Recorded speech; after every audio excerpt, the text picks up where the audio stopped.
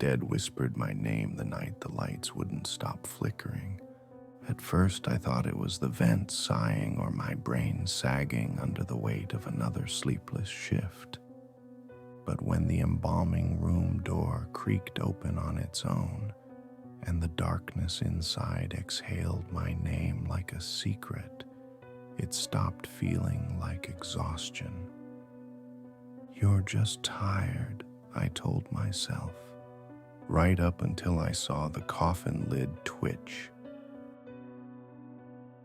I worked the overnight shift at a small funeral home on the edge of town where the road goes quiet and the map gives up. Most nights are a long, slow crawl, mopping floors that don't need it, checking paperwork that no one will read, pacing long halls where the only audience is the slow drip of the refrigeration units kicking on and off. The building itself was old before I was born.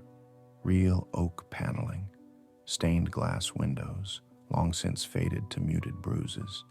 They kept it cold year-round, not out of respect for the dead, but because it slowed the rot. The job was simple. Watch the property. Keep an eye out for vandals. Make sure no one got curious and tried to crack open a casket for a TikTok video. Nothing ever happened. People don't like lingering where death is thick in the walls. That night started no different. It was cold enough to see my breath when I stepped into the main hall.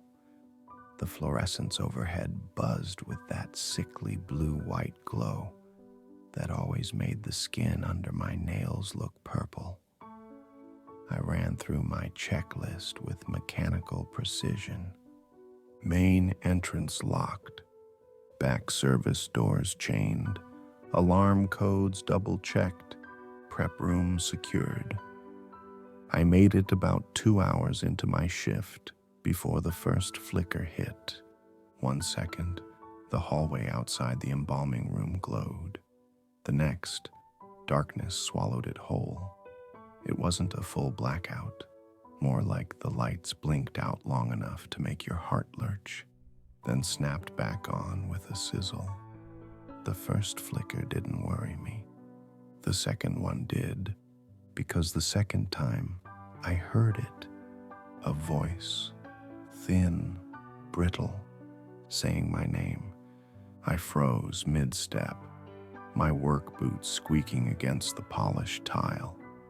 "You imagine that," I told myself, but some instinct, ancient and low in my gut, told me to move, to get out of that hallway before the lights betrayed me again.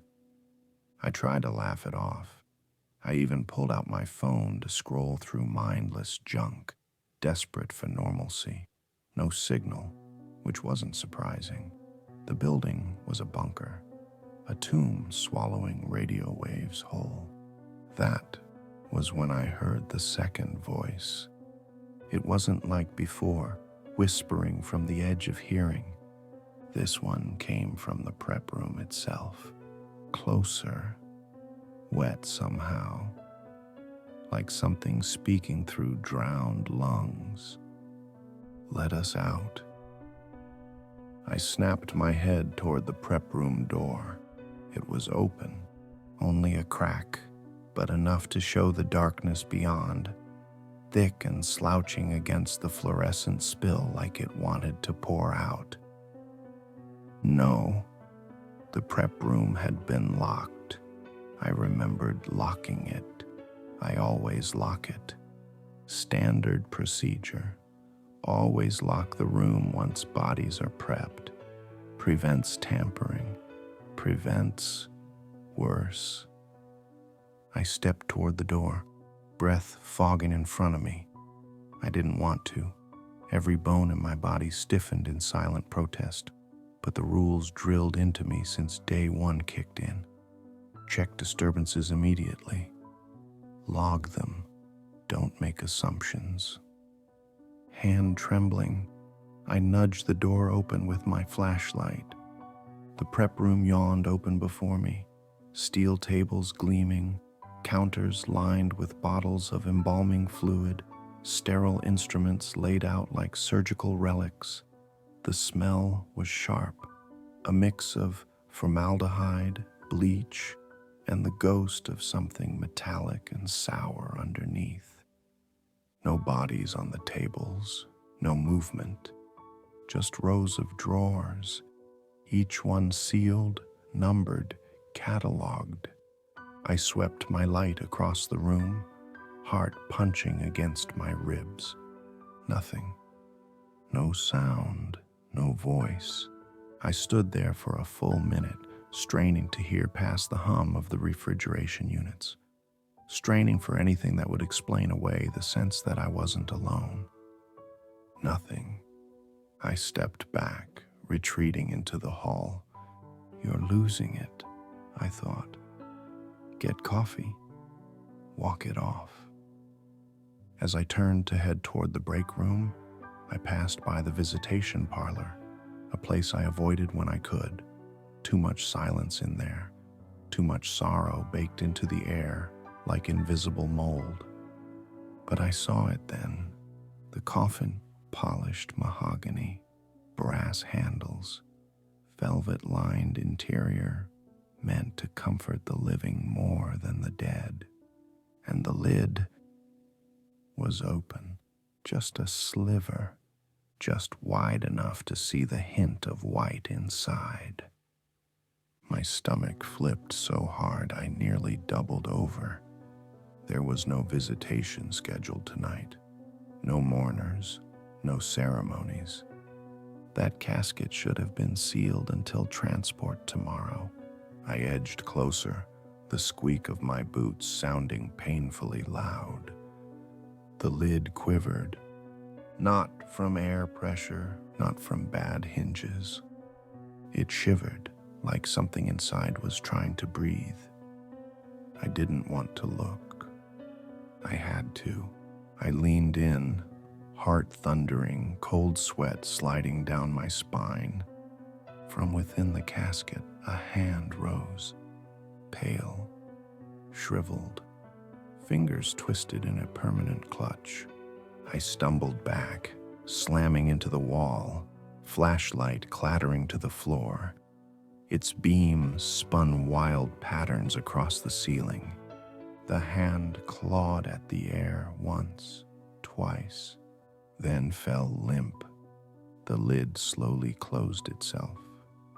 Not slammed, not shoved.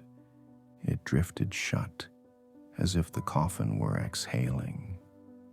The room was so silent, my own heartbeat sounded like hammer strikes. For a long moment, I couldn't move, couldn't breathe. Finally, my legs unlocked. I backed down the hallway, never taking my eyes off that casket until the shadows swallowed it whole. I didn't write it down in the incident log. I didn't call anyone.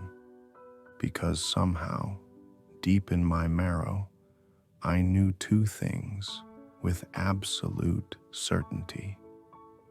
One, no one would believe me. Two, whatever had stirred awake tonight was only just beginning. I didn't sleep after that shift. I went home, slammed every lock on my door into place, and sat in the living room with all the lights on, trying to pretend the sunrise meant something. It didn't. When I closed my eyes, even for a moment, I saw it. The hand clawing out of the casket. The way the lid had drifted shut without a sound. The whisper of my name, thinner than smoke. I told myself it had to be stress, sleep deprivation. Hell, maybe some chemical leak in the embalming room I didn't know about. By the time I dragged myself back to work the next night, my hands were still trembling. The funeral home looked the same. Worn carpet underfoot, cracked molding along the corners where no one bothered to repaint. the bitter reek of cleaning solvents clinging to the air. Same as always. But the moment I stepped through the doors, I felt it. That wrongness. It was waiting for me, coiled low to the ground like smoke too heavy to rise. I swiped in, locked the door behind me, checked the alarm panel. My muscles moved out of habit, but my brain stayed 3 steps back, watching, doubting. I almost made it 2 hours without hearing them again. Almost. It started with the faintest scrape, not metal against metal, not wood against wood, bone against wood. I was in the maintenance closet off the main hall, restocking bleach when I heard it. A dragging, scratching sound that came from the direction of the visitation parlor. I stood there, hunched over a box of rags, ears straining. There it was again. Please. My name, slurred, like someone had broken their jaw and tried to stitch the syllables together afterward. I dropped the box. It hit the floor with a dull thud and a scattering of its contents. I didn't even look down. I had to see, had to know. I edged into the visitation hall. The coffin from the night before was gone. Transported, I told myself. I tried not to wonder if anyone noticed how the lid had closed itself before it went. But there was a new casket now. Lighter wood, satin finish, no visible damage. It sat alone at the far end of the room under a dusty chandelier that swung slightly, though there was no breeze. The lid was sealed. I told myself it would stay that way. It had to. Then the whisper came again. Wrong, not resting. I clamped my hands over my ears hard enough to hurt. Didn't stop it. The voices weren't just whispers anymore. They were threads, tugging at the edges of reality, pulling it thin enough that if I reached out, I felt like my fingers would sink straight through the world's surface. I stumbled back into the hallway, pulse hammering, slammed the door shut behind me, latched it, bolted it. I leaned against it, chest heaving. That's when I heard the tap, tap, tap. Not at the door, not on the windows, from beneath the floorboards. 3 precise knocks. Measured. Patient. I bolted. The break room wasn't far. A squat little room stuffed with vending machines no one stocked anymore, a battered microwave, and a lumpy couch with ominous stains. It wasn't much, but it had walls, and I needed walls between me and whatever was knocking. Inside, I flipped on the overhead light. It buzzed, flickered, then steadied. My hands shook so badly I could barely hold the chipped coffee mug I filled from the crusted pot someone had left behind days ago. I sat, waited, listened. Nothing. Just when the tension started to unravel, just when the coffee hit my stomach and I could almost pretend to breathe again, there was a soft shuffle behind me. Slow, deliberate. I turned. Nothing. Empty table, empty chairs, walls stained yellow from decades of cigarette smoke. I pressed my palms into my eyes until I saw stars. When I lowered them again, there it was. A book, sitting dead center on the table. I hadn't seen it before. Thick, battered leather, no title, pages yellowed with age. I didn't want to touch it. God, I didn't. but my hand moved anyway, drawn like a puppet on slack strings. The second my fingers brushed the cover, a ripple passed through the room, like the air itself sucked in a breath. The voices slammed into me, dozens, hundreds. Let us out, not fair. Still here, still burning. Please, please. I recoiled so hard my chair tipped over, crashing to the ground. Coffee splattered across the floor in a brown arc. Heart jackhammering, I yanked open the book.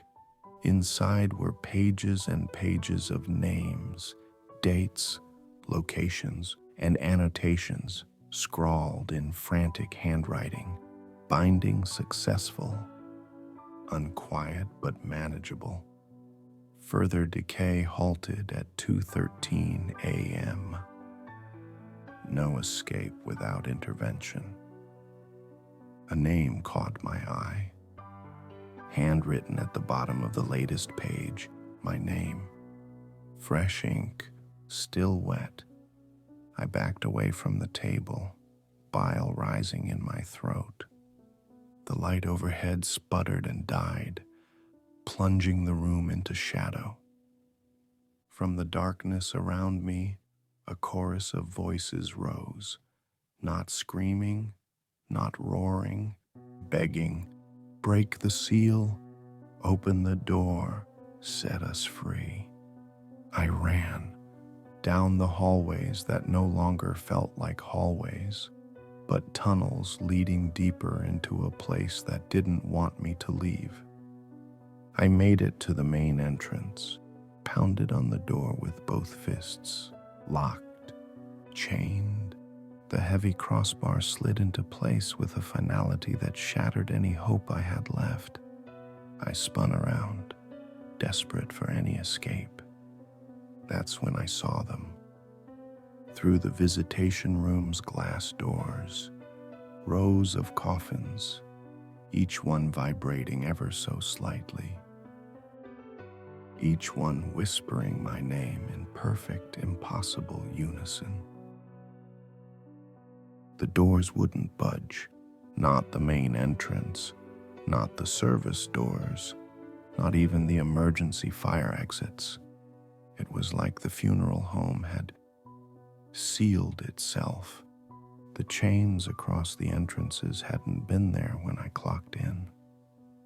I would have noticed. Someone locked me inside, or something. My flashlight beam danced across the stained carpet as I stumbled back toward the hall. Every shadow now felt too deep. Every corner loomed wider, as if the building itself were stretching open like a mouth. Think, move, survive. I needed a weapon, something sharp, heavy. The embalming room, the thought slid into my mind like a razor. I hated it, but there was nowhere else left.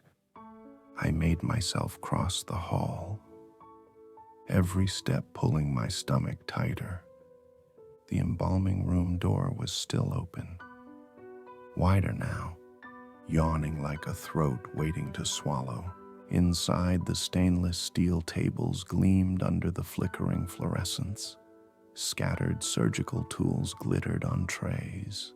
Scalpels, bone saws, rib shears. I snatched up a heavy embalming scalpel, longer and crueler than anything you'd see in a hospital, and tightened my grip until the handle bit into my palm. The temperature dropped as I crossed the room. My breath fogged in front of me. Frost rimed the edges of the metal drawers. The smell of formaldehyde was so sharp, it scalded the back of my throat. Something pulled at my peripheral vision, a tug, a wrongness.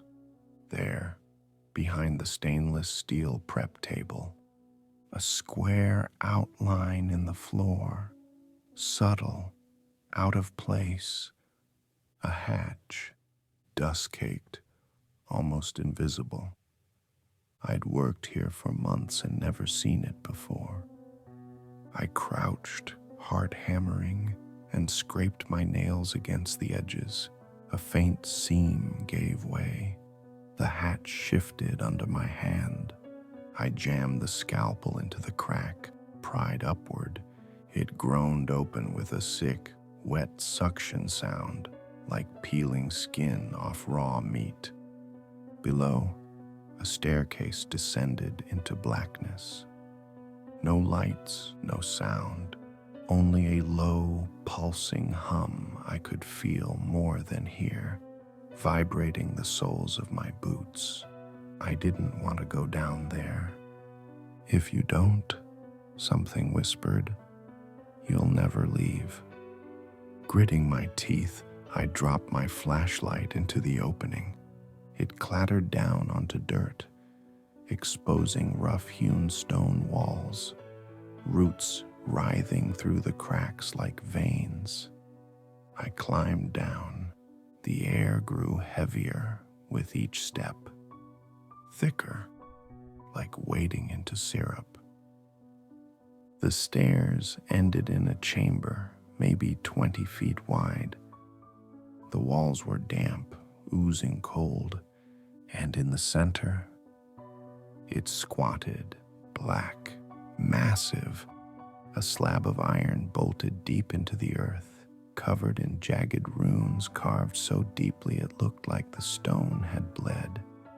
The binding plate, I didn't know how I knew, but I did. The hum intensified the closer I got. The flashlight flickered, died. Darkness swallowed me. Only the plate remained visible, glowing faintly with an oily sheen, like something alive pulsing just beneath its surface. The voices rose again, not begging now, demanding, "Break it, free us, you promised." I staggered back, nearly tripping over loose stones. Promised? I never promised anything. Then came the second voice, deeper, colder, almost human. "Leave it be." I spun around, and there he was, Mr. Grayson, the funeral director, perfectly composed in his black suit, hands clasped behind his back like he was standing at a goddamn board meeting, not in a crypt under his own funeral home. "You're early," he said, voice dry as parchment. I raised the scalpel between us. "Stay back." Grayson smiled thinly.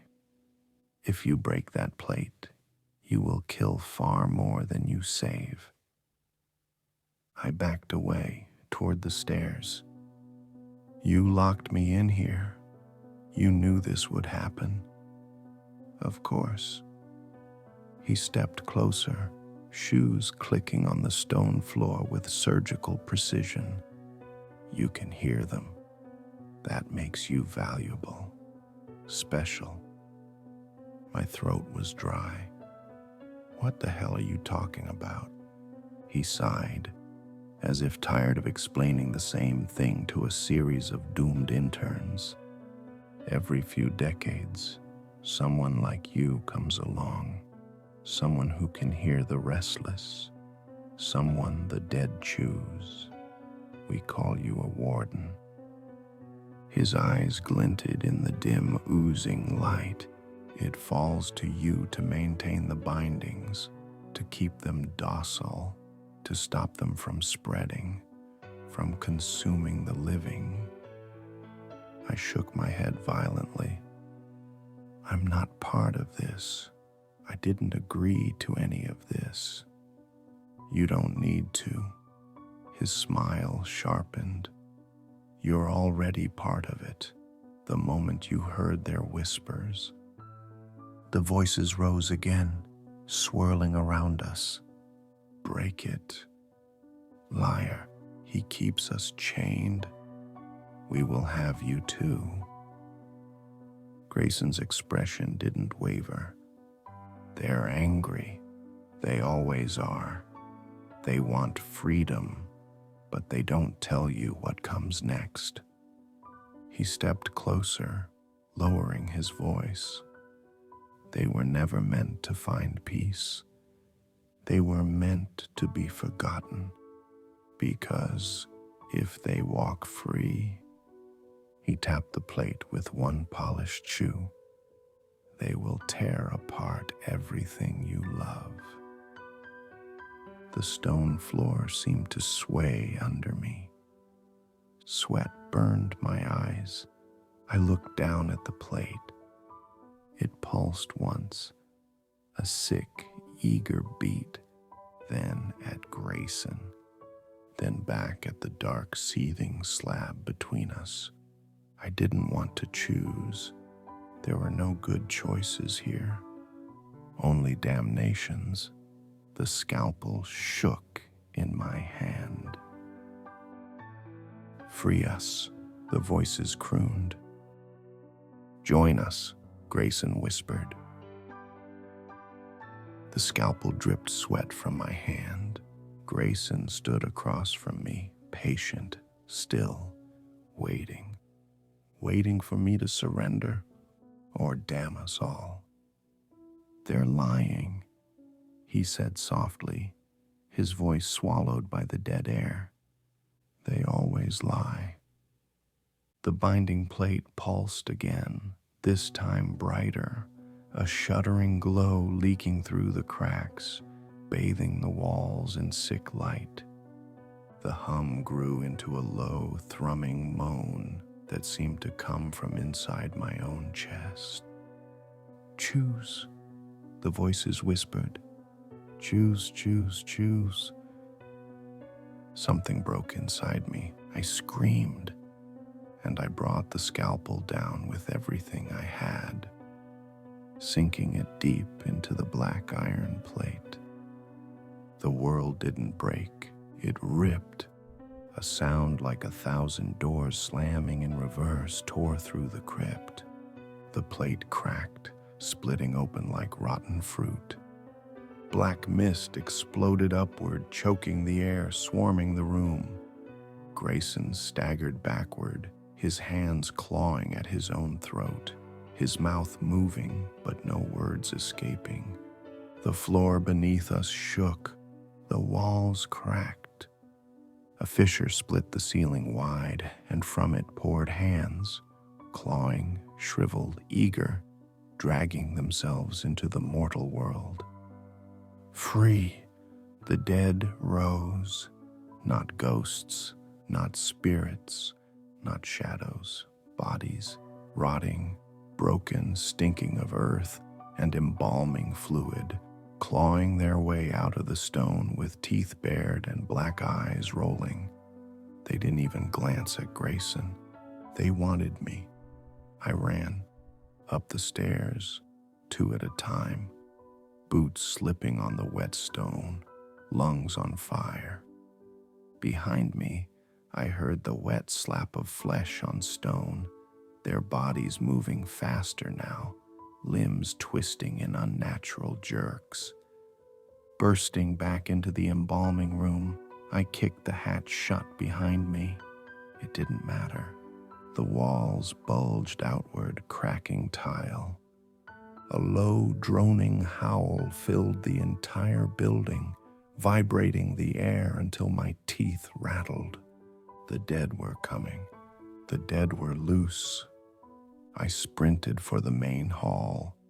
The visitation room's glass doors exploded outward, sending shards spinning like razors.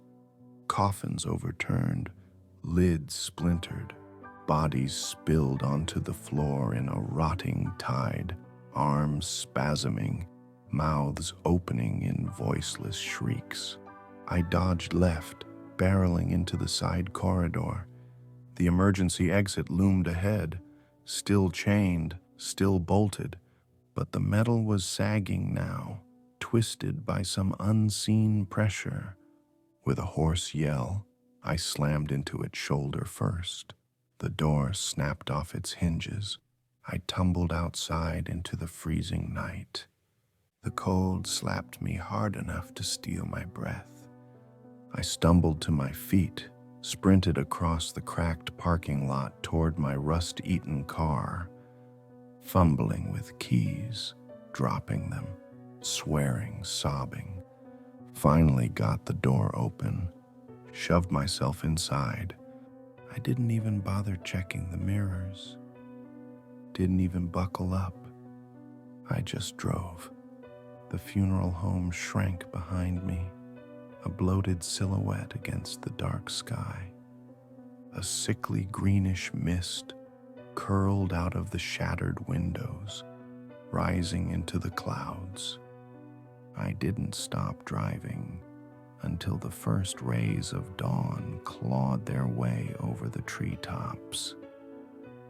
Only then did I pull over, hands still shaking so badly, I nearly dropped my phone trying to dial 911.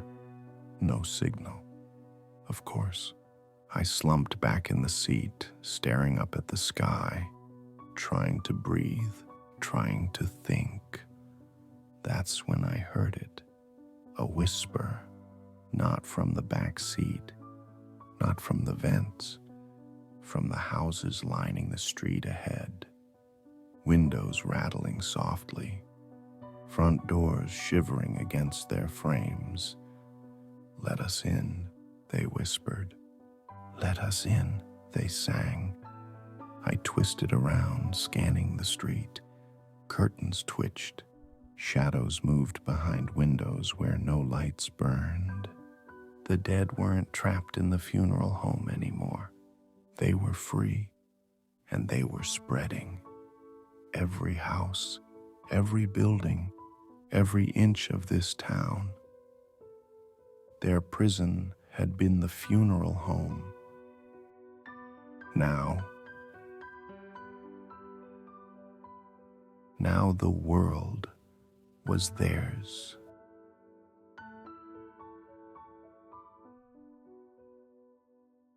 If you're still breathing, go ahead and like the video. Subscribe if you dare. There are plenty more nightmares waiting for you. And whatever you do, don't forget to ring the bell. It's the only way you'll hear the warnings in time.